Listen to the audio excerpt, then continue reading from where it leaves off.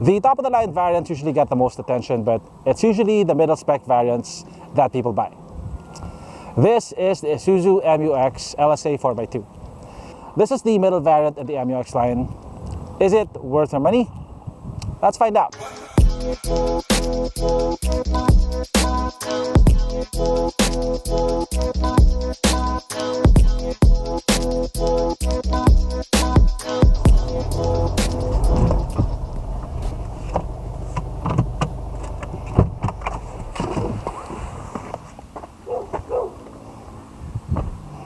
From the outside, the LSA looks almost the same as the top spec LSE. You got the same sharp looking LED headlamps with LED DRLs. You get the same LED fog lamps.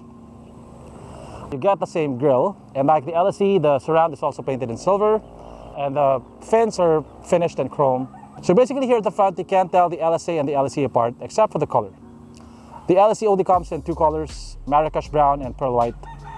The LSA comes in four colors. You get onyx black, you get satin pearl white, you get splash white, and then you have this color right here, which is mercury silver.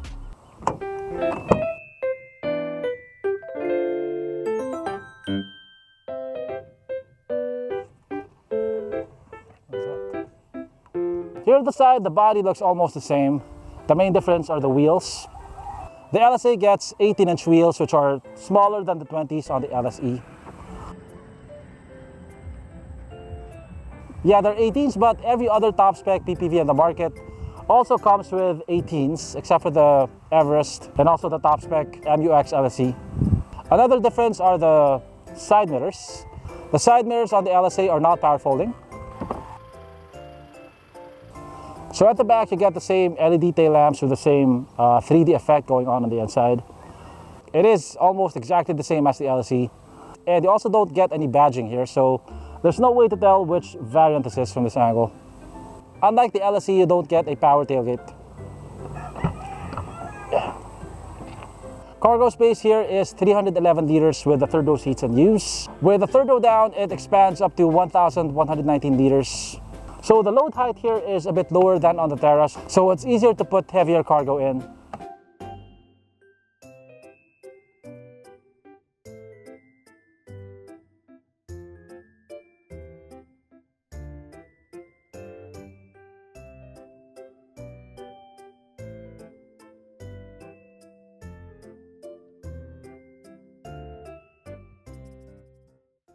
From this perspective, the interior of the LSA looks almost the same as the LSE. The top of the dashboard is leather wrapped, like on the LSE. You also get the same 10-inch screen. You get Apple CarPlay, you get Android Auto. You also get this navigation app, which is pretty slow, but you don't really need it if you have Waze.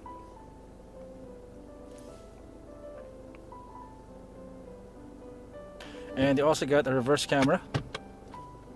So it's exactly the same as the LSE, the same screen, the same camera.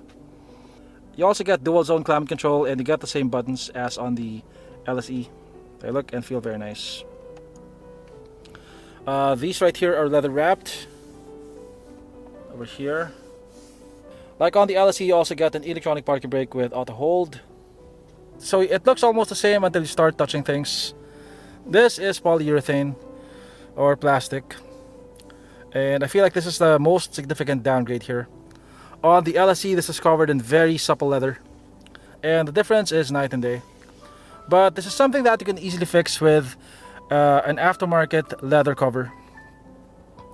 Also, this right here is fabric. On the LSE, this is leather wrapped. So the armrests are padded though, which is good. This is also padded, and this is leather wrapped. The seats are covered in fabric, but they don't look and feel cheap. They have this nice pattern on them. They also have good bolstering and shoulder support. Yeah, like the LSE, you also get dual glove boxes. Down here you get one USB port, one aux jack, and you have some storage here for your phone, storage for your eyewear, and also you don't get cruise control here. Now, I'm a huge fan of adaptive cruise, but standard cruise control, you don't really get to use it unless You're on the highway and there is absolutely no traffic. Also, unlike the LSE, you don't get a power folding side mirror. It's power adjustable though. Like you can adjust the tilt, but you can't fold the side mirrors. And also you get an engine start stop button. So here in the second row, you get two USB ports over here.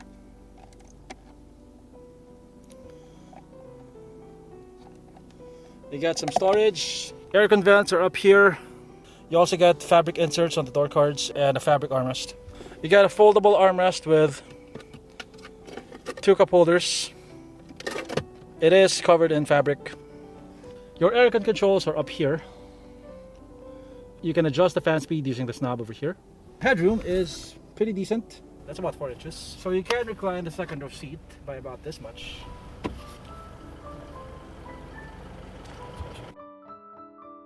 I think the Mu-X has one of the most spacious third row seats in the segment.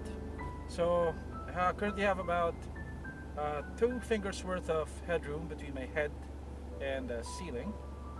But you can actually recline the seats, and if you recline the seats, I have almost 2 inches of headroom. Leg room is pretty decent. I have about 3 inches of room between my knee and the second row seat, and also my knees are at a comfortable angle. They're not raised up like on the Terra. But you can fit 2 people here. If you're in a bind, you can probably fit 3 people, 3 average sized people. So let's see.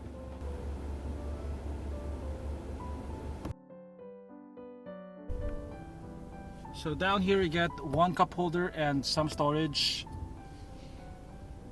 Same goes for the other side over here. You don't get any USB ports though, or 12-volt outlets. You do get 2 air vents here, one up here, and the other one's over here. And you can easily reach the aircon controls from here.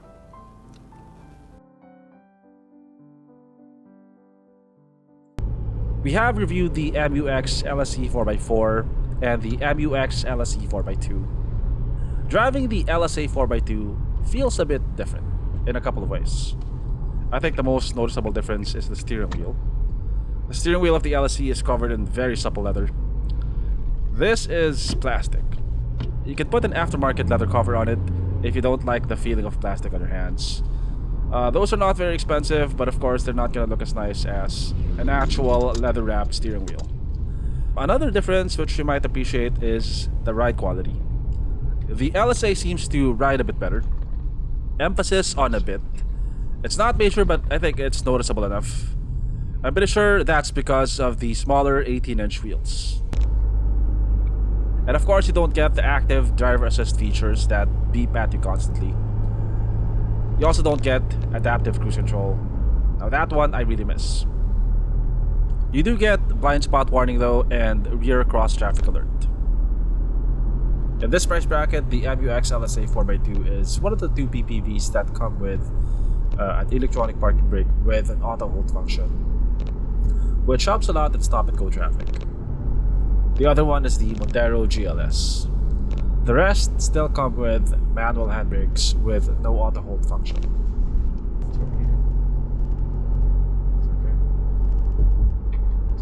The enrage levels on the Mu-X are pretty decent. You don't hear outside noise so much. The engine though, you can definitely hear it once you go over 1500 RPM. It is definitely noticeable, but not something that bothers me. You may or may not like the sound of diesel clatter, but I think you'll definitely like the fuel economy of the Mu-X. Isuzu's 4JJ3 engine, despite having the largest displacement in the segment, is actually very fuel efficient. I got about 19.4 kpl on the highway with an average speed of 57 kph. In the city with light traffic, I can get up to 12.6 kpl at an average speed of 24 kph. So that's the Mu-X LSA 4x2. This sells for 1.9 million pesos, almost 600,000 pesos less than the top spec LSE 4x4. I'd say if you want an Mu-X and you don't need 20-inch wheels, you're not so much into tech, and you don't care about leather seats, this might be a good option for you.